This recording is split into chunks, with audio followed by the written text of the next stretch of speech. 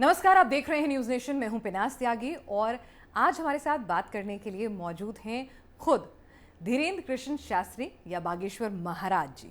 और ढेर सारे सवाल हैं क्योंकि हिंदू राष्ट्र का उद्घोष है, हिंदू राष्ट्र की बात कर रहे हैं। घर घर धीरेन्द्र शास्त्री होंगे, ये वो दावा कर रहे हैं। बाबा को लेकर विवाद है, लेकिन बाबा बेबाक हैं। लेकिन बाबा का जो ये नया वर्जन है धीरेन्द्र शास्त्री 2.0, वो हिंदू राष्ट्र की बात तो करता है लेकिन बहुत ही संतुलित बोलता है। तो इसके पीछे की कहानी क्या है कि बाबा में क्या बदलाव आए हैं और जो ये इतना असीम प्रेम मिल रहा है और ये जो तमाम दूसरे बाबा हैं जो नज़र नहीं आ रहे हैं, इनकी इस अपार सफलता कह लीजिए या फिर जनता का प्यार कह लीजिए, इन तमाम सवालों के जवाब मैं उनसे जानूंगी। आपको बहुत बहुत स्वागत है। सबसे पहला सवाल मेरा आपसे इसी बात को होगा, कथा में तो जिस तरह की भीड़, जिस तरह का अपरम प्यार भक्तगण आपको दे रहे हैं, आज अगर आज से 2 साल पहले 3 साल पहले चले जाएं, क्योंकि हम जब रिसर्च कर रहे थे अपनी, तो हमने पाया था कि सब लोग कहते थे कि धीरेन्द्र कृष्ण शास्त्री हैं, उनके दादा, उनके उससे पूरा खानदान जो है उनको सन्यासी बाबा एक कृपा है और वो कृपा आपके ऊपर भी आई है। लेकिन जो नाम अचानक हुआ है पिछले, अगर हम 2 सालों में देखें कि किस तरह से आप छतरपुर से निकलकर अब लंदन, अमेरिका, दुनिया के अलग अलग कोनों कोनों में जा रहे हैं, लाखों की तादाद में श्रद्धालु आ रहे हैं, ये सब कैसे हुआ है? जय श्याराम। पहले सीमित था, अब वह जो संकल्प थी, जो यात्रा थी, वो असीमित हो गई, व्याप्त हो गई, पर्याप्त हो गई। और इसमें हमें नहीं लगता कि हमारा कोई हाथ है। बालाजी करवा रहे, वही बोल रहे, वही प्रेरणा दे रहे, हम निमित्त मात्र बन करके कर रहे हैं। और जब तक प्रेरणा दिए तब तक हम ये करते रहेंगे। और राम काज कीने बिनु मोहि कहाँ विश्राम। जब तक राम काज नहीं होगा तब तक विश्राम। राम का कौन सा काज करना है आपको? सनातन हिंदू राष्ट्र, सनातनियों में एकता एवं सनातनियों में जागृति और घर घर राम राज्य की स्थापना। राम राज्य की बात करूंगी, सनातनियों में एकता की बात आपने कही है। एकता है सनातनियों में, आपको कहाँ लगता है एकता नहीं है? कौन सा सनातनी एक दूसरे के खिलाफ है? सनातनियों में अगर एकता होती तो हम इस इतने अनेक प्रपंच में ना फंसते, ना तो हम राम मंदिर के लिए अनेक सालों तक लड़ते। सनातनियों में अगर एकता होती तो हमारे पालघर के संतों की बर्बरता से हत्या नहीं होती। सनातनियों में एकता होती तो रामचरितमानस की प्रतियां नहीं जलाई जाती। सनातनियों में अगर एकता होती तो साक्षी का कांड नहीं होता। सनातनियों में अगर एकता होती तो इस राष्ट्र में सॉफ्ट टारगेट संतों को नहीं बनाया जाता। सनातनियों में अगर एकता होती तो भगवान श्री कृष्ण की जन्मभूमि। सनातनियों में अगर एकता होती तो हमें नहीं लगता है कि राम को काल्पनिक कहा जाता। लेकिन मतभेद होना और एकता ना होना दोनों अलग अलग चीजें हैं ना? मतभेद और एकता ना होना दोनों अलग अलग हैं, लेकिन ये जो विषय है ये अनेकता के कारण है। नहीं, खंड के कारण। नहीं, अपराध को और आप सनातन में एकता ना अपराध तभी नहीं होंगे जब एकता होगी।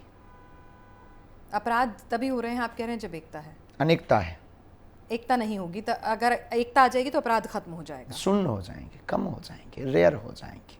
चलिए अब आपके हिंदू राष्ट्र की बात पर आती हूँ मैं। आप हिंदू राष्ट्र की बात कहते हैं, आज मैं आपसे तफसील से समझना चाहती हूँ क्योंकि बार बार इस बात को आप अपनी हर कथा में, हर मंच से दोहराते हैं और एक मिशन की तरह से आप उसको लेकर साथ चल रहे हैं। आप कहते हैं मुझे कुछ नहीं चाहिए, बस हिंदू राष्ट्र चाहिए। कैसा होगा ये हिंदू राष्ट्र? हिंदू राष्ट्र की जो हमारी कल्पना है सामाजिक समरसता की। हमें कागज़ पर हिंदू राष्ट्र नहीं चाहिए, हमें घोषणा में हिंदू राष्ट्र नहीं चाहिए, हमें सनातनियों के दिल में हिंदू राष्ट्र चाहिए। भारत के प्रत्येक निवासी के दिल में हिंदू राष्ट्र चाहिए। जिन्हें वंदे मातरम बोलने से दिक्कत है वो भारत माता की जय बोलें, राम राज्य की परिकल्पना की बात करें, सामाजिक समरसता पर जिएं। हिंदू मुसलमान बार बार ये लड़ाई ना हो। हमारा हिंदू राष्ट्र का ध्येय है और हमें नहीं लगता कि ये ध्येय गलत है और ये बहस का मुद्दा नहीं, स्वीकारता की बात है। नहीं, स्वीकारता मन से आनी चाहिए या फिर संख्या बल से आनी चाहिए? दोनों से, पहले मन से फिर संख्या बल से। आपको कोई आपत्ति नहीं है कि अपनी बात अगर थोपी भी जाए हिंदू राष्ट्र में तो कोई दिक्कत नहीं? थोपने में क्या आपत्ति? ये थोपना नहीं है, ये तो बहुत सहज, बस हमें लगता है स्वीकार करवाना है। जिस प्रकार से बादलों के आने से सूर्य छिप जाता है, बस हमें बादल हटाना है एक हवा से। उस हवा से जैसी बादल हटेंगे सूर्य का उजाला होगा और भारत पुनः विश्व। कौन है ये बादल? जो राम के काल्पनिक कहते, जो संतों को मारते, जो राम के काज में विघ्न लेकिन बांधते। हिंदू धर्म का ही एक पार्ट वो भी है जहाँ आर्य समाज है जो मूर्तियों को नहीं मानते हैं, कर्मकांडों मूर्ति को को नहीं। ना मानना, निराकार वो साकार ना साकार- मानना एक अलग विषय है। हाँ, अलग अलग पंथ हैं तो अलग अलग चीजें हैं, अलग अलग मान्यताएं लेकिन हैं, वो ये भी अंत में तो आते तो परमात्मा पर ही है। वो परमात्मा से अलग तो नहीं है। वो ऐसा तो नहीं है कि जो निराकार को मानने वाले लोग हैं वो ये कहते हैं कि ईश्वरीय सत्ता है ही नहीं, काल्पनिक है। वो ये तो नहीं कहते कि राम काल्पनिक है। वो ये कहते हैं कि हम निराकार की पूजा करते हैं, पर राम का राष्ट्र है। अच्छा ठीक है, तो ये तो आपने बात समझाई मुझे। मैं हिंदू राष्ट्र में ये जानना चाहती हूँ कि हिंदू राष्ट्र में कैसा होगा, अगर मेरे लिए एक तो कब होगा, पहले तो ये बताइए। पर्ची निकालिए आज आप हिंदू राष्ट्र की, आप हमें सबकी पर्ची लगता है निकाल उसके के टाइम लिए- बताते हैं कि इस दिन ये होगा तुम्हारे साथ, अब 6 महीने में ये होगा, आप बताते हैं ना। तो हिंदू राष्ट्र के लिए आप कभी पर्ची निकालिए, आपने कब होगा। मुझे पता है इस वक्त आप गद्दी पे नहीं हैं, अभी नहीं निकाल सकते, तो वो मैं काम नहीं कहूँगी, लेकिन कुछ इंट्यूशन के कब तक हो जाएगा। जिस दिन आपके जैसे प्रबुद्ध लोग हिंदू राष्ट्र की मांग दिल खोलकर मांगने लगेंगे, उसी दिन हमारा सपना पूर्ण होने लगेगा। जी, मेरे लिए संविधान के हिसाब से जो हमारा हम देश है संविधान वो- के बाहर बिल्कुल भी नहीं है, ना आपको थोप रहे, संविधान के सहित। और जिस दिन आप जैसे प्रबुद्ध लोग भारत के चतुर्थ स्तंभ मीडिया, जिस पर हमारा अति से ज्यादा भरोसा है, ये मांग करने लगेगा, उसी दिन भारत हिंदू राष्ट्र की ओर अग्रसर। सेकुलर राष्ट्र और हिंदू राष्ट्र में क्या अंतर हो जाएगा। अगर सेकुलर राष्ट्र है तो क्या दिक्कत है, मतलब कानून वही रहेगा, संविधान वही रहेगा, या वो भी बदल जाएगा। कानून से हमें न तो कोई बदलाव, बस संविधान में एक सुधार की अपेक्षा। नहीं, मतलब जैसे एक आदमी समझना चाहे, आप तमाम लोगों से आह्वान करते हैं हिंदू राष्ट्र का, तो घर में बैठे हुए जो दर्शक आपको सुन रहे हैं, क्या होगा भाई, मैं एक हिंदू हूँ, मैं जानना चाहती हूँ कि भाई क्या मुझे नॉनवेज खाने की आज़ादी होगी। आप तो लहसुन प्याज भी मना करते हैं कि हिंदू राष्ट्र में नॉनवेज देखिए, बैन हो जाएगा। हमारे हिंदू राष्ट्र में खान पान व्यवहार में हम कोई टीका टिप्पणी नहीं करेंगे। राम राज्य की कल्पना में जो हमारे वेदों में आहार शुद्धि है, उसकी बात रखेंगे। स्वीकारता अस्वीकारता आपकी, एक चॉइस हमारी रहेगी, मतलब आपकी नॉनवेज भी मिलेगा। अच्छा, हमें मजहब के किसी भी व्यक्ति को भगाना नहीं है। हमारे हिंदू राष्ट्र की परिकल्पना में मुसलमान यहाँ रहेगा, ईसाई यहाँ रहेंगे, और भी अगर कोई थर्ड तब तक उत्पन्न हो भी जाएगा, वो भी यहाँ रहेगा। सब रहेंगे, सब अपनी सब मर्जी से रहेंगे, अपनी परंपरा का पालन करेंगे। बस बार बार ये जो राजनीतिक द्वारा जहर फैला दिया जाता है, हिंदू और मुसलमान सामाजिक समरसता के नाम पर बैकवर्ड और फॉरवर्ड की लड़ाई, बार बार जो रामचरितमानस की प्रतियां प्लांटेड रूप पर वो भी से तो हिंदू जलाई नहीं जाती, जलाई ना, मतलब तो उसके पीछे कौन है, ये बड़ा रहस्य है। नहीं, मतलब जैसे आप कह रहे हैं कि मुझे चॉइस है नॉनवेज वेज चुनने की, हिंदू राष्ट्र में कोई थोपेंगे नहीं। आप कह रहे हैं आहार कि व्यवहार पे बिल्कुल नहीं आहार थोपेंगे। व्यवहार पे कुछ नहीं थोपेंगे। तो फिर अगर एक शख्स को किसी चीज की मिस इंटरप्रिटेशन है, उसके लिए कानून है। लेकिन उसके लिए आप राम के राज्य में और राम के राष्ट्र में रामचरितमानस को फाड़ेंगे नहीं। तो क्या होगा क्या आप उनके अपने साथ? पिता को फाड़ेंगे? अगर हिंदू राष्ट्र में किसी ने ये अपराध कर दिया तो उसके साथ क्या माय सजा डियर होगी। सिस्टर, अगर कोई आपके पिता का चित्र फाड़े तो आपको अच्छा लगेगा या बुरा? यस नो में जवाब दीजिए। बुरा लगेगा। बस हमें भी वही लग रहा तो है। बुरा लगने के बाद मैं कंप्लेंट करूंगी। हिंदू राष्ट्र में क्या करूंगी? हिंदू राष्ट्र में भी कंप्लेन करेंगे, पुलिस के पास ही जाएंगे ना? कानून व्यवस्था आईपीसी धारा के तहत रहेंगे, तो अभी भी तो कानून वही हो से रहा है। बाहर नहीं रहेंगे। तो वही तो पूछ लेकिन रहा हूं, अभी भी हिंदू तो वही हो राष्ट्र रहा है। के बाद में यह बदल जाएगा माय डियर सिस्टर, कि जो महानुभाव वह जो है प्रतियां जलाएंगे, फाड़ेंगे, तो कानूनी कार्रवाई भी होगी। लेकिन जब रामचरितमानस राष्ट्रीय ग्रंथ होगा तो अति कठोर कार्रवाई होगी और उनको रासुका से लेकर के आजीवन कारावास होगा। यानी कि नियम कड़े हो जाएंगे जो हिंदुओं को बिल्कुल, नुकसान करेंगे। अच्छा। कहो तो चाय पीते जाए हम बीच हाँ में। बिल्कुल, चाय पीजिए, आपकी चाय तो फेमस है। पिछली बार आपने मुझे पूरी कहानी भी सुनाई थी, कैसे आपने अपने दादा की झूठी चाय पीते पीते आपको चाय पीने की आदत लग गई थी। तो बिल्कुल चाय होनी चाहिए। हाँ, आप कंटिन्यू चलते। हाँ हाँ, तो अब आपको समझ आ गया? दर्शकों को समझाना मेरा काम है, तो उनको समझ में आना चाहिए। बिल्कुल जी जी। आगे बढ़ते। हाँ, आगे बढ़ते हैं।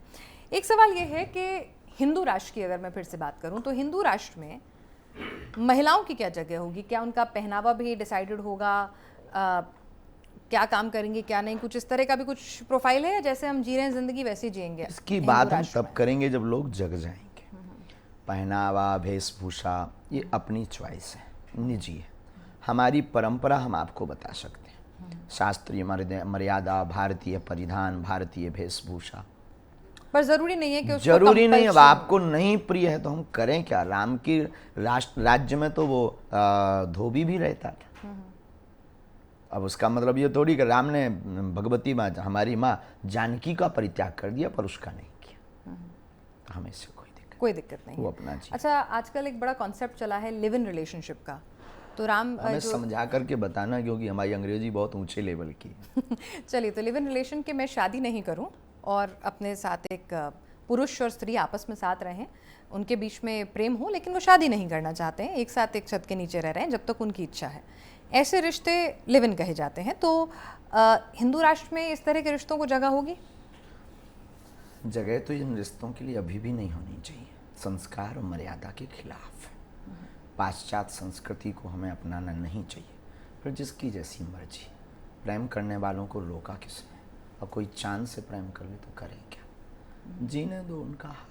हक है, मतलब तो जैसा कि हिंदू धर्म में सनातन समावेशी है तो वैसे ही रहेगा। हमारा कोई धर्म ऐसा नहीं होगा कि थोप दें, हिंदू राष्ट्र ऐसा नहीं होगा कि केवल एक पर्टिकुलर विषयों पर ही काम करेगा, नहीं तो ऐसा हो जाएगा, नहीं। अच्छा, तो लव मैरिज के लिए पूरी जगह है हिंदू राष्ट्र में? बिल्कुल। अगर दूसरे धर्म के लड़के लड़की से कर ली तो भी जगह? नहीं, दूसरे धर्म की लड़कियां सनातन धर्म के बच्चों से कर सकती, कोई दिक्कत नहीं। कोई दिक्कत नहीं है, कोई दिक्कत। और उल्टा भी हो सकता है ना जी? सनातन की लड़कियां दूसरे धर्म के हिंदू राष्ट्र में अलाउड है ना ये? जी, हिंदू राष्ट्र में अगर बच्चियों को ये विचार करना चाहिए, स्वधर्मे निधनम श्रेया परधर्मो भयावह। गीता में भगवान कृष्ण कहते हैं कि अपने धर्म को छोड़ करके पर धर्म के बारे में विचार भी नहीं करना चाहिए, पर अगर उनकी मति मारी जाती है तो कौन बचाए? तो हिंदू राष्ट्र में इसमें भी कोई दिक्कत नहीं है। समलैंगिकता, गे, बाइसेक्सुअल, इन सब पे हमारा अभी आत्ममंथन नहीं है कोई। आपने आत्ममंथन नहीं किया है, तो फिर जब सब कुछ अलाउड है, मतलब मैं देखिए मैं कंफ्यूज हो गई हूँ, मतलब तो मैं पूछना चाहती हूँ, आपसे समझना चाहती हूँ कि अगर सब कुछ अलाउड है, जैसा अभी चल रहा है वैसा ही चलता रहेगा, तो आपका हिंदू कानून राष्ट्र कठोर हो जाएगा, रामचरितमानस राष्ट्रीय ग्रंथ हो जाएगा, सामाजिक समरसता हो जाएगी, हिंदू मुसलमानों की लड़ाई बिल्कुल भी नहीं होगी, क्योंकि हिंदू मुसलमान वाली बात ही नहीं होगी। भारत में रहने वाले सब सनातनी हो जाएंगे, और फिर इसके बाद में जैसे ही राम राज्य की परिक्रमा, तो धर्म दंड के अंतर्गत राजपीठ हो जाएगी। धर्म दंड के अंतर्गत अगर राजपीठ हो जाएगी तो हमें लगता है कि राष्ट्र का विकास बहुत तेज गति से होगा, भारत विश्वगुरु पुनः बनेगा, और हमें लगता है कि घर घर जय श्री राम की मर्यादा चलेगी। जीवनियों में अब बाबर नहीं रघुवर को पढ़ाया जाएगा, अकबर महान नहीं रघुवर को पढ़ाया जाएगा। ये हमारी हिंदू राष्ट्र की व्यवस्थाएं हैं, और इस व्यवस्थाओं में अगर व्यवस्था बनती है तो हमें नहीं लगता है कि गलत है, बहुत अच्छी व्यवस्थाएं, इतने बदलाव आ जाएंगे। पढ़ाई तो जितनी की जाए उतनी ज़्यादा अच्छा है। अकबर क्यों पढ़ा जाए भाई, जहर के बारे में क्यों? फिर वही बात नहीं पूछ रही हूँ मैं आपसे, देखिए मैं पूछना चाह रही हूँ कि ताकि मेरे जैसे से बहुत सारे जो सवाल इन्हीं लोगों के बीच में से आते हैं, सवाल सारे पूछने चाहिए। जहर पढ़ें क्यों, क्या निकलना है? मतलब जिस चीज हम रावण भी तो पढ़ते हैं ना, रावण के बारे में भी पढ़ते हैं, रावण के बारे में पढ़ते हैं, लेकिन रावण के लिए थोड़ी पढ़ते, राम के लिए रावण को पढ़ते हैं। अब अकबर के पढ़ने से आपका बच्चा कौन सा बहुत अच्छा जो है राष्ट्रभक्त बन जाना है। राष्ट्रभक्त अगर अकबर के पढ़ाने से आपका बच्चा बने तो आप पढ़ा सकते, हम नहीं पढ़ने दें, हम रघुवर पढ़ने दें। यानी कि हिंदू राष्ट्र में सिलेबस तो बदल जाएगा? बिल्कुल बदलना चाहिए। हिंदू राष्ट्र में शिक्षा और स्वास्थ्य दोनों मुफ्त होने चाहिए। अच्छा, तो शिक्षा और स्वास्थ्य दोनों मुफ्त होने चाहिए। शिक्षा तो अभी भी मुफ्त है सरकारी स्कूलों में, पर मिल के है, लेकिन सरकारी स्कूल के हमारे जो मास्टर हैं, शिक्षक हैं, वो सम्मानीय हैं, लेकिन उनके बच्चे भी सरकारी स्कूल में पढ़ेंगे तो शिक्षा प्रणाली में सुधार। अच्छा, तो हिंदू राष्ट्र में मतलब पाठ्यक्रम तो आप पूरा बदल डालेंगे। रघुवर की चर्चा, स्वामी विवेकानंद की चर्चा, वीरांगना श्री लक्ष्मीबाई की चर्चाएं बहुत ज्यादा होगी। और मुस्लिमों में भी ऐसे कुछ अच्छे धर्मगुरु होंगे, ईसाई में भी चर्चा है ना, रसखान, रहीम, इनके दोहे पढ़ाए जाएंगे, क्या दिक्कत है, हम तो अभी भी पढ़ते। और हिंदू राष्ट्र में चुनाव होंगे, जैसे लोकतांत्रिक, हमारा कोई ये विषय अपना जो कहते हो, संविधान से हमारी कोई छेड़खानी, संविधान से कोई स्पर्श नहीं। अच्छा, अभी यूनिफॉर्म सिविल कोड आ रहा है, ठीक है, उसके बारे में विचार चल रहा है, सुझाव मांगे गए हैं। यूसीसी जी। तो अगर हिंदू राष्ट्र होता है तो यूसीसी जैसे कानून की कहाँ जगह होगी, जब आपने डिक्लेयर ही कर दिया? तो कदम ही है हिंदू राष्ट्र का, यूसीसी जगह समान नागरिक कानून, ये तो प्रथम कदम है हिंदू राष्ट्र के लिए। हाँ, प्रथम कदम ही चल रहा है, इसलिए है। एक बाप के दो बेटे हैं, अब दोनों बेटों को संपत्ति समान मिलेगी या प्लस माइनस, बताइए। कानून के मुताबिक अगर बाप की खुद की है तो वो दोनों बेटों को ना भी दे तो भी चलेगा, लेकिन और देना तो चाहे तो नहीं, जरूरी नहीं है। अगर बाप ने खुद अर्जित की है तो लेकिन बाप देना चाहता है और बाप धर्म के नाते देना चाहते हो, दोनों को समान प्यार करता है और दोनों को मानता है, तो एक बेटा ज्यादा मंगाना चाह रहा है, एक बेटा कम, बाप दोनों को समान देना चाहता है। अब बताइए, कानून के हिसाब से जो है वो बाप की अगर अपनी कमाई हुई संपत्ति है तो अपने हिसाब से जिसकी जितना देना चाहे उतनी समान देना चाहता है बाप। एक देश में रहने वाले दो बेटे फिर एक स्पेशल विशेष व्यवस्थाओं से जी रहे हैं, एक अलग व्यवस्थाओं से, चाहे वो लॉ हो चाहे अदालत हो। तो इस देश में रहने वाले व्यक्ति को एक जैसी व्यवस्थाओं में रहना चाहिए। एक देश एक कानून, अलग से खर्च करने की क्या जरूरत है। एक देश एक कानून होना चाहिए, पर वो हिंदू राष्ट्र कैसे बनेगा? वो तो भाई हिंदुओं की भी ऐसे बहुत सारी प्रथाएं थी जिनको, जो कुप्रथाएं थी, चाहे वो सती प्रथा हो, बाल विवाह हो, उनको अबॉलिश किया गया था। ये सभी प्रथाएं शून्य हो गई है ना, अबॉलिश किया गया ना, शून्य हो गई। हाँ। हिंदू राष्ट्र मतलब राम राज्य, नहीं वही राम राज्य मतलब कि भारत विश्व गुरु की यात्रा। नहीं, आपने एक बहुत बड़ा स्टेटमेंट दिया है कि यूसीसी का मतलब हिंदू राष्ट्र की तरफ पहला कदम। हाँ, समान नागरिक कानून ये है क्या? हम बात क्या कर रहे हैं आपसे? हिंदू मुसलमान क्यों लड़े और उनको विशेष क्यों? उनकी हज यात्रा के लिए विशेष फैसिलिटी क्यों? हमारी यात्रा के लिए क्यों नहीं? तीर्थ यात्राओं के लिए भी तीर्थ यात्रा कराते हैं, कराते हैं, पर विशेष व्यवस्था जो उन्हें दी जाती वो तो नहीं दी जाती। कावड़ों के लिए पूरी व्यवस्था होती है, हमें तो नहीं मिली है। आप पुष्प वर्षा होती है, पुष्प वर्षाएं वो अपने अपने हिसाब से करते रहते हैं, उनके लिए तो विशेष व्यवस्थाएं दी जाती हैं। इसलिए जिस प्रकार हमें मिलती तो उनको भी मिले, उनको जो मिलती वो हमारे लोगों को भी मिले, समान रहे। लेकिन जो कमजोर होता है, एक तर्क ये दिया जाता है कि जो कमजोर है पर उसको इतना भी बलवान मत बनाओ कि वो आपको भी खा जाए और हमें भी खा जाए। आपको ऐसा लगता है? लगता है कि लग रहा है, आपको पता नहीं क्यों नहीं लग रहा है। नहीं, मैं तो समझना चाहती हूँ। देखिए, हमें पता नहीं चल रहा कि आपको क्यों नहीं लग रहा है। मतलब इसके पीछे तर्क क्या है? क्योंकि आप बहुत ही तर्क से बात करते हैं। आपकी सबसे तारीफ की बात यह है कि आपकी बात में आप ना तो किसी सवाल से पीछे हटते हैं और आपकी बात के हर लॉजिक होता है, फैक्ट होते हैं छोटे मोटे, जो गुरु कृपा होती है। तो ये तो आप कई बार चूना बहुत खतरनाक लगा देते हैं। नहीं ऐसा कुछ नहीं है। तो नहीं ऐसा कुछ नहीं है। तो लेकिन मैं आपसे समझना चाह रही हूँ कि मतलब इसके पीछे, इसके अलावा भी आपके पास और भी प्रश्न होंगे। चलिए ठीक है, तो अब ये प्रश्न से आगे बढ़ते हैं हम अगले प्रश्न की ओर।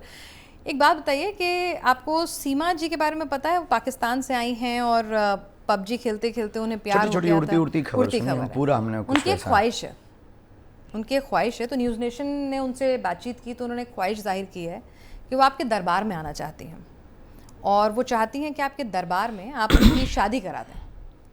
वो प्यार करती हैं जिस लड़के से, उससे शादी करा दें। अभी हमने ना तो उस बारे में कोई विचार किया कि इस पर क्या गुरु प्रेरणा लगेगी।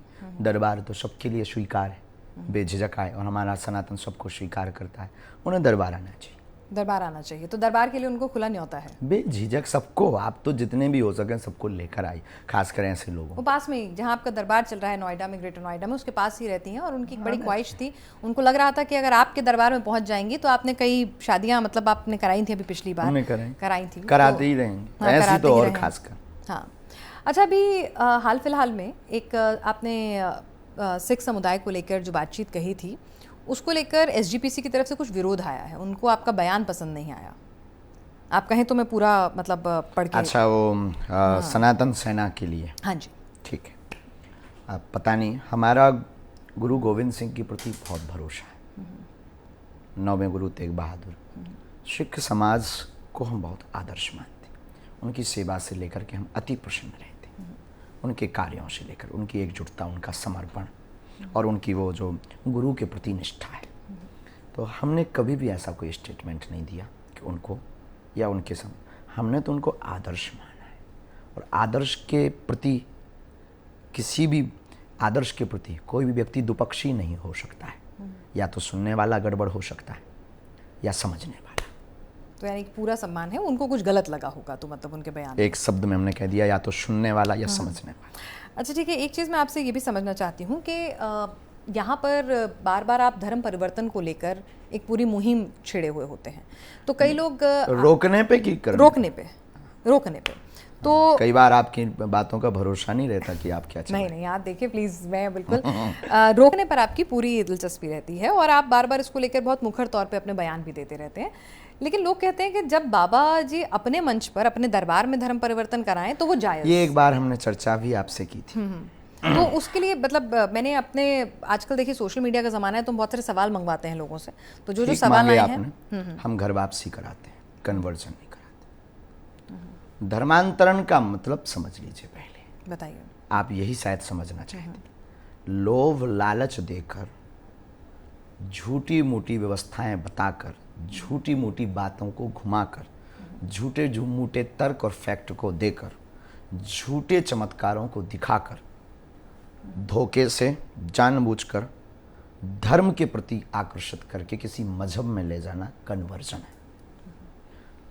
आंख खुल जाना, सत्यता का पर्दा पता लग जाना और यथार्थ तर्क और यथार्थ चमत्कार बालाजी की कृपा को समझकर आ जाना वापस घर वापसी। हम घर वापसी कराते। चलिए, तो जनता तय करेगी कि घर वापसी और धर्मांतरण दोनों नहीं, को आपके क्या पास उनके ऐसे दायरे कोई में है? लोग हों तो आप लाइएगा हमारे पास। देखिए, मेरे पास सवाल हैं जो मैं सारे लेकर आई हूँ। लोग मैं भी अपने होंगे। नहीं, मेरे पास सवाल हैं, मैं सारे सवाल लेकर आई हूँ। मेरा पेशा सवाल वही लोगों रहने से दीजिए। आते हैं तो लोग हाँ, भी होंगे। तो सवाल मेरा सवाल आपके लोग पास देते हैं कि कंप्यूटर देता है? देखिए, सोशल मीडिया में तो कंप्यूटर ही दे देता है, मतलब हम ईमेल देते हैं, वो हमको बता हाँ, तो देते वो हैं। तो लोग ही ईमेल डालते होंगे कि कंप्यूटर। नहीं नहीं, ईमेल लोग डाल रहे हैं, वो आपके साथ मैं पहुंचा रही हूँ। एक सवाल और आया है जो लोगों की एक इच्छा है कि बाबा जी, हर बार आपकी शादी को लेकर बहुत चर्चा बहुत पुराना नहीं, प्रश्न पुराना तो हो गया है, लेकिन घिसा पिटा तो हो गया है, कोई लेकिन नया लाओ। नहीं, नया ला रही हूँ ना अभी, आप सुनिए, इसमें नया ट्विस्ट है मेरे पास। सुनाइए। कि जब एक महिला जो है आपके लिए पूरा चलकर आई, आपसे इच्छा थी उनकी मिलने की, ये छोड़ दें। अच्छा, नहीं, परिचित नहीं, इस प्रकार के विषयों का हमें पूर्णतया अवगत नहीं है। हम बाहर थे यात्रा में। तो ऐसा कुछ है कि फीमेल फैन फॉलोइंग आपकी कुछ ज्यादा बढ़ती जा रही है, ऐसा है सच? मतलब कि क्योंकि हमने देखा है हमारी दृष्टि में तो, आपकी दृष्टि में हमें तो माताएं बहनें भी समान हो, भाई लोग भी, हमें तो दोनों नजर आते हैं अपनी कथाओं में। हो सकता कि आप अपना पक्ष ले रहे हो। नहीं नहीं, ऐसा कुछ नहीं है, लेकिन क्योंकि इस तरह के सवाल आते हैं कि जिस कम उम्र में आपने जिस तरह की ख्याति और जिस तरह से लोगों को बालाजी ने दी है। उम्र की व्यवस्था महत्वपूर्ण नहीं है, अब उम्र अवस्था महत्वपूर्ण नहीं है, काम की व्यवस्था महत्वपूर्ण है। हमने अपना जीवन सनातन के लिए खपाया है और खपाएंगे बिना किसी अपेक्षा के। आप हमें गाली दो, एक्सेप्टेड। आप हमें सम्मान दो, हमें ना मान प्रिय है ना सम्मान प्रिय, हमें सिर्फ आप लोगों के दिलों में हनुमान प्रिय है। हनुमान भक्त हैं आप, तो इसमें तो कोई दुराई नहीं है, हम भी हैं।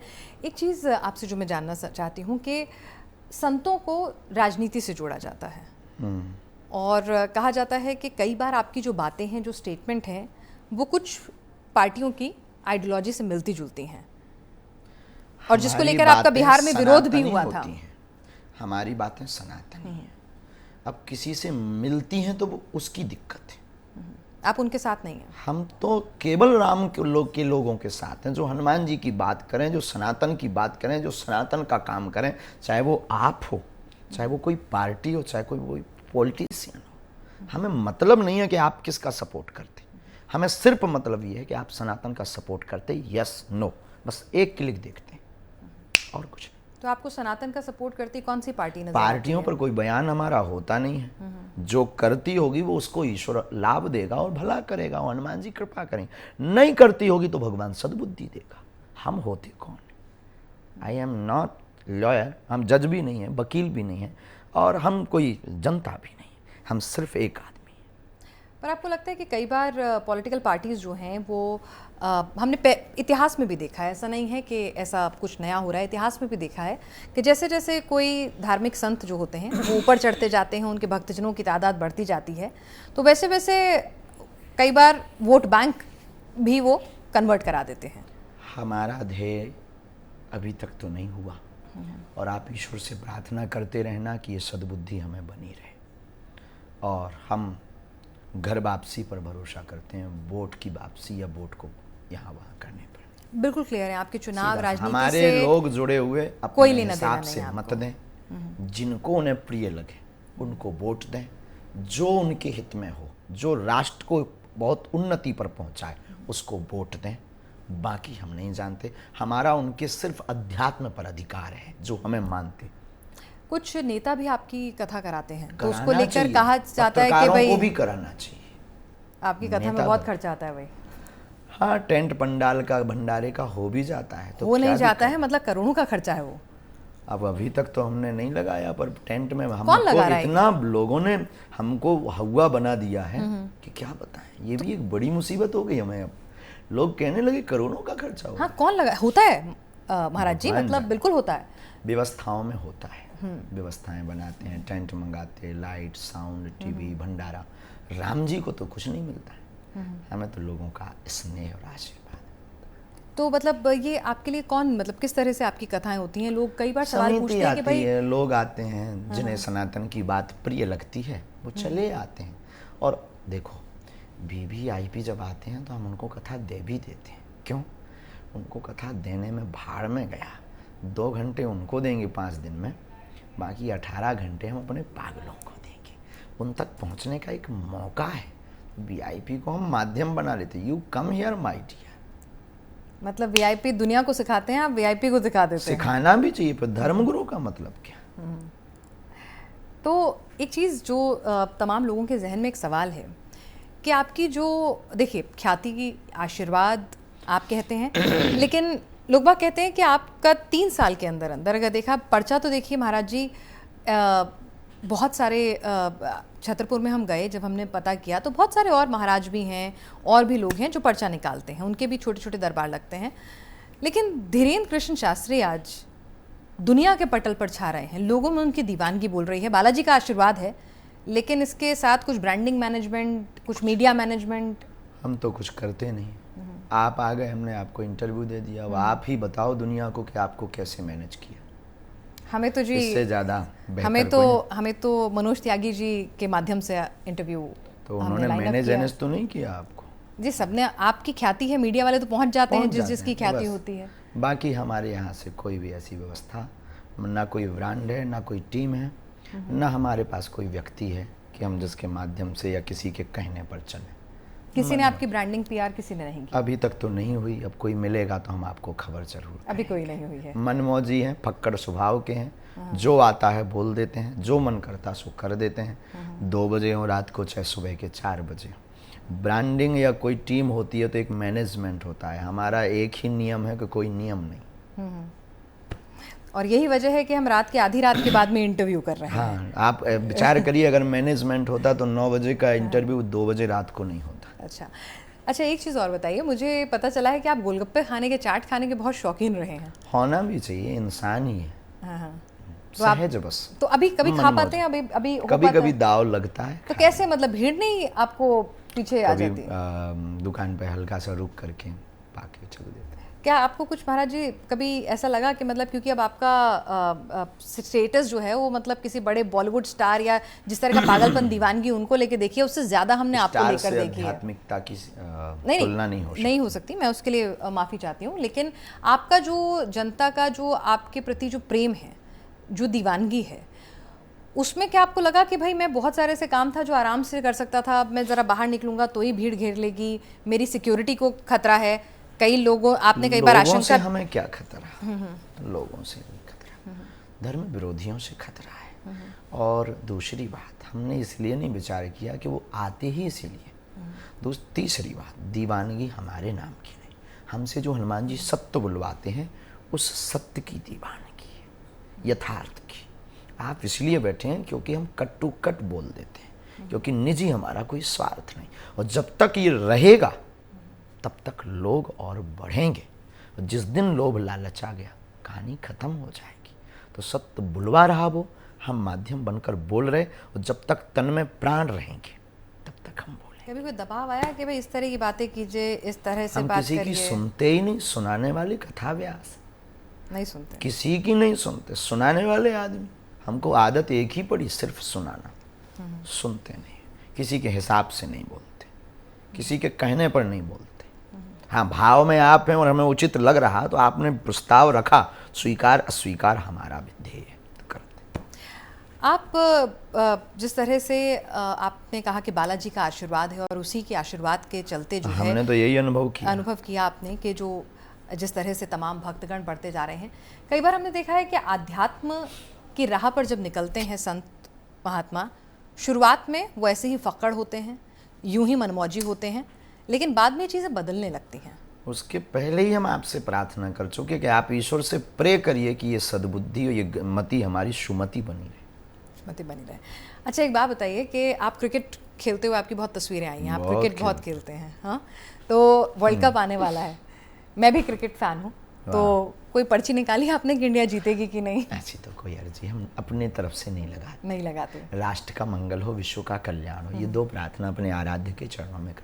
फिर कोई जिज्ञासु आता है तो गुरु हमें प्रेरणा दे देते हैं। ऐसी कोई साधना नहीं कि 24 घंटे रहते, प्रार्थना करते हैं, वो हमें प्रेरणा देते हैं, वो हम उत्तर लिख देते हैं। ना तो हम कोई ऐसे हैं कि हम स्वयं कोई स्वयज्ञ हैं, हम पे तो गुरु का प्रसाद है, खुद का पुरुषार्थ नहीं है, गुरु का हमारे पास प्रसाद है। प्रसाद के बल पर हम प्रार्थना करते हैं। वो जो चेतना है, अष्ट सिद्धियों की जो चर्चा है, वो सिद्धियां हमें संकेत देती हैं, हम पर्चे पर उल्लेखित कर देते हैं और भगवत कृपा से वो सत्य निकलता है। आपने अपनी सिद्धियों की बात की, कई लोग आपकी आलोचना करते हुए ये भी कहते हैं कि भाई अगर आपके पास इतनी सिद्धियां हैं तो आप अनिष्ट होते हुए, चाहे वो जोशी मठ में जो कुछ हो रहा था वो, या फिर अभी हाल फिलहाल में कुल्लू मनाली में बाढ़ आ रही है, या ट्रेन का, तो सब लोग ये पूछते हैं कि भाई अगर वो गुरु ही क्या जो हमें जो अनिष्ट होने वाला है उसको लेकर वार्न ना कर सके, थोड़ा बता ना सके, अगर वो शक्ति सही जगह इस्तेमाल नहीं हो रही, वो इंसान ही क्या। दशरथ जी के पास वशिष्ठ जी कितने दिन से नहीं थे, लेकिन जब तक दशरथ जी गुरु की शरण में नहीं गए, प्रार्थना नहीं की कि हमारा चौथापन आ गया, संतान नहीं है, तब तक गुरु ने रास्ता नहीं दिया और रोज मिलते थे। आप प्रार्थना नहीं करोगे, बागेश्वर धाम बालाजी से निवेदन नहीं करोगे, हम उत्तर दें किसको? कौन सुनने वाला? कहाँ जाए? तो प्रार्थना एक परंपरा है, जैसे आपका एक प्रोटोकॉल है, माइक लगाना, कैमरा के सामने बैठना, हमारी भी साधनाओं का एक प्रोटोकॉल है, नियम है। याचक आता है, नारियल बांधता है, प्रार्थना करता है, समाधान मिलता है। कोई एक बंदा हमें सिंगल नहीं मिला जिसने राष्ट्र के लिए याचना की हो, स्वाहित स्वार्थ चमत्कार की याचना की।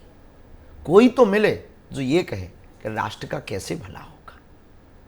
आता ही नहीं है। तो अगर कोई राष्ट्र के नाम का नारियल बांधेगा तो आप प्रेडिक्शन कर पाएंगे? समाधान हमें हम देना हमारी मजबूरी है, हमारा कर्तव्य है। जिस प्रकार न्यूज पढ़ना आपका फर्ज है, हमारा धर्म है समाधान देना, क्योंकि हमारी 3 पीढ़ी परंपरा इसीलिए हमें बैठाया गया कि तुम अपने फर्ज को निभाना, ये हम तुमको कोहिनूर हीरा सौंप रहे हैं, सिद्धि नामक। तो कभी आपको कुछ इंट्यूशन होती है कि भाई ऐसा कुछ होने वाला है जिसको आप करें? प्रार्थना मतलब उसकी अर्जी लगाना जरूरी है पहले? अर्जी जरूरी है, और राष्ट्र में हित अनहित होता रहता है, दुनिया है। दूसरी बात, जानना अलग है, टालना अलग है। राम को भी पता था, भगवान राम को, कि जानकी का हरण होगा, पर क्या वो रोक पाए? भगवान कृष्ण को भी पता था कि महाभारत युद्ध होगा, पर क्या वो रोक पाए? तो जानना अलग होता है, टालना अलग होता है। तो अगर जान भी जाए तो टलना तो जब उसके लिए कोई कर्म करेगा तब, और हमारे कर्म करने से ना तो हम सरकार है ना हम सत्ता है। हम अगर कह दें कि ट्रेन को आज मत जाने दो, बंद कर दो, कौन सुनने वाला?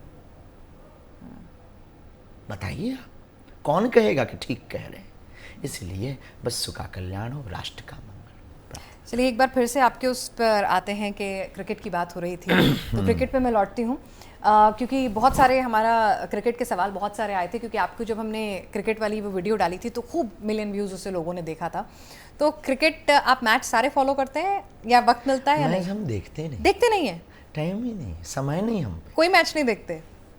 खेल लेते कभी कभी, खेल लेते हैं, मतलब बस खुद से जो बचपन में खेला दोस्तों के साथ वही खेल। लेकिन हाँ, ऑलराउंडर है। ऑलराउंडर ऑलराउंडर आप हैं? ऑलराउंडर है, बॉल भी डालते हैं, बैटिंग भी करते हैं, फील्डिंग बहुत गजब की करते हैं। फील्डिंग बहुत गजब की करते हैं, बिल्कुल सही। मतलब हमारे सवालों के बाउंसर्स को आप जिस तरह से कैच करते हैं तो उससे फील्डिंग और आपकी बैटिंग की क्वालिटी में कोई डाउट नहीं है। यस जी। तो कभी आपने मतलब क्रिकेटर्स ये धोनी, विराट कोहली, रोहित शर्मा, इनसे बैटिंग करते हो देखा? नहीं, मिलने की अपेक्षा अच्छा देखा कभी बैटिंग वगैरह करते हो? कोई फेवरेट टीवी पर तो कभी कभी, जब विश्व कप था पिछले समय में, एक बार हमने भारत पाकिस्तान का मैच भी देखा। ये तो कभी कभी 2-5 मिनट, पर हम पे समय नहीं। मेरे मन में क्यूरियोसिटी आई है कि भाई हम लोग तो चीखते हैं, चिल्लाते हैं, हमें एक्साइटमेंट होती है, तो महाराज जी को भी ऐसा होता है? महाराज जी को भी ऐसा होता है? महाराज जी एकदम शांत मन से क्रिकेट देखते हैं? हम शांत मन से देखते हैं। जब कोई बहुत बाउंड्री पार कर देता है तो हम कहते हैं जियो बेटे जियो। महाराज जी को पहले से रिजल्ट पता होता है मैच का कि क्या होने वाला है? ऐसी कोई कल्पना है, जरूरत ही नहीं है। हाँ, तो पूरा एंजॉय करते हैं। फेवरेट क्रिकेटर कौन है? पता अगर लग जाए तो बीच का मजा चला जाए। हाँ, तो पता लगाने की कोशिश भी नहीं करनी। अच्छा, हमने निजी जीवन के लिए कभी आज तक अर्जी नहीं लगाई। नहीं, निजी के लिए, खुद के लिए, कुछ जानने के लिए। परिवार के लिए? ना, परिवार के लिए भी नहीं। एक बहुत विचित्र हमारी आदत है, हमने ये विचार किया कि जितना हमें अपने में समय खपाना, उनसे प्रार्थना करनी, दूसरे के लिए करेंगे, उसका कल्याण हो जाएगा। बहुत अच्छी बात है। तो क्रिकेट में कभी कोई फेवरेट है आपका, कोई कि भाई ये क्रिकेटर मेरे को बहुत अच्छा लगता है, इसकी बैटिंग, इसकी फील्डिंग? ऐसा कभी देखा नहीं हमने हमारे ज़माने में, मतलब हमारा बहुत अब तो आप अब ये मत कहिए कि ज़माने में मतलब तो जब हम बहुत ज़्यादा स्वतंत्र हुआ करते थे, तब अखबार की जो हेडलाइंस बनती थी वो धोनी जी की बनती, वो लंबे बाल, हमें ये स्मरण आज भी है, वो बड़े बाल, और वो हेडलाइंस की वो पेपरों की कटिंग में धोनी ने धुन डाला, वो स्मृति में है हमारे। पर कोई अपेक्षा नहीं, ना हमने कभी ऐसा कुछ देखा। तो कभी देखा नहीं, कभी मिलने की इच्छा, कभी ऐसा कुछ नहीं। अब तो मतलब अच्छा, फिल्में आप देखते हैं? क्योंकि फिल्मों को लेकर आपकी राय तो बहुत होती है, लेकिन देखते हैं क्या राय? आज मैं वो वाला सवाल नहीं पूछूंगी, पिछली बार वाला कंट्रोवर्शियल, बट आज मैं पूछना चाहती हूँ कि द कश्मीर फिल्म फाइल्स हमने पिछले समय देखी, द कश्मीर, तब से अब तक नहीं कोई आएगी ऐसी, और देखेंगे कोई भी तो हम आपको बताएंगे। तो इस तरह की फिल्म देखते हैं। अभी ओ माय गॉड का पार्ट 2 मतलब रिलीज हो रहा है, उसको हालांकि भी बैन लग गया उसमें सेंसर बोर्ड ने, तो मतलब आप अपने हिसाब से चुन लेते हैं फिल्म्स? ऐसी कोई राष्ट्रभक्ति वाली होती है तो हमें अच्छा लगता। कोई फेवरेट एक्टर, कोई कभी अमिताभ बच्चन की acting? Favourite actor Hanuman ji. Hanuman ji? अरे आपने हनुमान जी को एक्टर बता दिया, कैसे? सुपरस्टार है। नहीं, सुपरस्टार तो है, पूरी दुनिया के सुपरस्टार। हाँ। और अभिनेता कहते हैं तो अभिनेता भी बहुत गजब। कैसे? अभिनय क्या गजब रावण के सामने किया कि बाट लगा दी हनुमान जी ने, रावण की मूंछ को अपनी पूंछ से जला दिया। तो हमारे श्री हनुमान जी सुपरस्टार है। सुपरस्टार है, हमारे पूरी दुनिया के सुपरस्टार। हमसे कोई पूछे पूरी दुनिया का सुपरस्टार कौन? श्री हनुमान जी। अच्छा, मैं आपसे एक चीज़ पूछना चाहती हूँ, हमारे को अगर आप इजाज़त देंगे तभी आप उस चीज़ को हम यहाँ पर इंक्लूड करेंगे। एक रैपिड फायर राउंड खेला जाए आपके साथ। एक शब्द दूंगी, जो दिमाग में पहला शब्द या पहला सेंटेंस उस शब्द के बाद आए, आपको वो बोलना है। एक शब्द समझे नहीं फिर से? जैसे मैं आपको एक शब्द दूंगी कि भाई मैंने आपसे कहा हनुमान जी, जो पहला विचार आए आप वो बोल दीजिए, सोचना नहीं है। हाँ, ये गूगली है, ये गूगली है। चलिए ना, तो ठीक है, थोड़ा सा मतलब मैंने आपके अच्छा ना जवाब दें तो चलेगा ना? हाँ, आपसे उम्मीद नहीं है ये वाली। नहीं, करनी चाहिए कभी कभी। नहीं, ये वाली आपसे उम्मीद नहीं है, आप तो हमसे ही रखनी चाहिए। बाकी नहीं, ये वाली उम्मीद आपसे नहीं है, क्योंकि देखिए आपने जो सवाल खेला नहीं, तो खेल लेते हैं। नहीं, आपको नहीं अच्छा लगेगा तो ठीक है, आप गुरु हैं, आपका सम्मान है, ठीक है ना? तो हनुमान जी से शुरू करते हैं। हनुमान जी। हनुमान जी बहुत अच्छे सेवक हैं और स्वामी। हिंदू धर्म। दुनिया का सर्वश्रेष्ठ धर्म, विश्व का, जिसमें सबको समन्वय किया, और वसुदेव कुटुंबकम। राम मंदिर। सनातनीय हिंदुओं की सबसे बड़ी पूरी दुनिया की जीत वर्तमान युग की। कृष्ण जन्मभूमि। आगामी समय में युगल सरकार कृष्ण के भक्तों की जीत की अग्रिम शुभकामना। इस्लाम। कह नहीं सकते, स्व को अपने मानना, दूसरों को काफिर मानना हमारी नज़र में ठीक नहीं। हिंदुस्तान। पूरी दुनिया का सर्वोत्तम स्थान, जहां परमात्मा भी आकर के धन्याश्रित होता है, इसलिए भारत को माता कहा जाता है, क्योंकि ये पूरी दुनिया का जनक है और विश्वगुरु है। आतंक। इस दुनिया का सबसे बड़ा कैंसर रोग। पाकिस्तान। बाप का बेटा और वर्तमान में बिछड़ा और पिछड़ा पुनः वापसी की ओर अग्रसर। पीओके। भारत का अधिपत्य, हमारी स्वर्ग की भूमि, बहुत जल्दी भविष्य में भारत की। चुनाव। भारत की लोकतांत्रिक देश की एक व्यवस्था। राजनीति। राष्ट्र को चलाने के लिए एक अहम हिस्सा। धर्मगुरु। राष्ट्र में शांति एवं संस्कृति और संस्कारों का जागृत करने के लिए एक धर्मगुरु छवि, एक पूजा, एक उपासना, एक स्थान। धर्मगुरु और बिजनेस। व्यापार राष्ट्र की आर्थिक स्थिति के साथ आने पाश्चात्य देशों के ऊपर ले जाने के लिए अर्थव्यवस्था का प्रमुख तंत्र। बहुत शानदार। आपने तो एक भी सवाल को ये नहीं कहा कि नहीं करना है, आपने तो सारे जवाब दिए हैं। कोशिश की। नहीं, बहुत अच्छी कोशिश रही। मतलब मैं सोचने लगी थी कि अब ऐसा क्या पूछूं, मेरे पास बाउंसर तो, लेकिन आपने सारे सवालों का बहुत ही बेबाकी से एक एक करके आप जवाब देते रहे। अच्छा, एक बात बताइए, मन में कोई ऐसी इच्छा कि मैं इसके आगे अब ठीक है, हिंदू राष्ट्र की इच्छा आपने बहुत बार मुखर होकर बताई है, वो एक आपका एक एजेंडा है जिसको लेकर आप आगे बढ़ रहे हैं, लेकिन और कुछ ऐसी इच्छाएं हैं जिनको आप अपने साथ दिल के बहुत करीब पाते हैं? सनातनी हिंदू राष्ट्र बस। कोई इच्छा नहीं, हमें धर्मगुरु बनना नहीं, हमें बहुत बड़ा हमें आचार्य बनना नहीं, हमें बहुत आश्रम बनाने नहीं, बहुत मंदिरों का निर्माण करना नहीं, हमें सिर्फ एक हिंदुओं को जगा करके जाना, फर्स्ट और लास्ट ड्रीम। नहीं, फिलहाल तो इस हिंदू को आपने रात को तक जगा रखा है और बहुत और भी, लेकिन आप हिंदुओं को जगाने की बात कर रहे हैं, वो तमाम चीज़ें ठीक है, आपने कहा ना आपको आश्रम चाहिए ना ये चाहिए, आपकी दिनचर्या क्या रहती है? मतलब आप जैसे उल्टी फुल्टी, कोई नियम नहीं है। हमने आपको बीच धर्मगुरुओं में का बोला तो नियम होता है ना कि भाई 4 बजे उठेंगे, धर्मगुरु का अध्यात्म का नियम होता हाँ, है, टाइम टेबल नहीं होता है। घड़ी अच्छा। तो सबके हाथ में, पर घड़ी किसके हाथ में है कि कब किस घड़ी क्या हो जाए। तो आपका कोई ऐसा नियम नहीं है, इस वक्त सोना है, इस वक्त खाना है, इस वक्त ये है? जब मौका मिला हम गाड़ी में सो लेते हैं। मनमौजी महाराज। साधु, देखो साधु परंपरा का आदमी, साधु नदी कभी ट्रैफिक देखकर नहीं चलती, चल पड़ती हैं। अच्छा, तो लेकिन एक चीज़ जो मतलब दिमाग में आ रही थी जब रास्ते में आ रही थी कि परिवार किस तरह से देखता है कि भाई धीरे धीरे करके धीरेन्द्र जो था उनका प्यारा, आपका भी कोई निकनेम रहा होगा घर में, माता जी कुछ प्यार धीरू कहती थी, है ना, धीरू, धीरेन्द्र, और आज ये बागेश्वर महाराज धीरेन्द्र कृष्ण शास्त्री, तो कितना परिवर्तन आ गया। लेकिन हम परिवर्तन कुछ हम जी के माँ के सामने जो के त्यों जाते हैं, पिताजी के सामने आज भी हमारी बात नहीं होती, क्योंकि पिताजी को देखकर हमें भी लगने लगता है कि सिद्ध पुरुषों का भी बाप होता है। तो मतलब पिताजी से अभी भी जो कहती हूँ डर भरा हमारे अंदर भरा है। मतलब आप सबकी पर्ची खोलते हैं, आप सबको वो करते हैं। हमारी वो एक पुरानी जो संस्कृति है, वो एक अंडरस्टैंडिंग वाली, समझने वाली, वो संस्कृति अभी भी डर भी बरकरार है। पिताजी सामने हमारे भी वो हम अगर बैठे हों तो वो वहाँ नहीं आते। अच्छा। वो जहाँ बैठे तो हमारी दम नहीं पड़ती।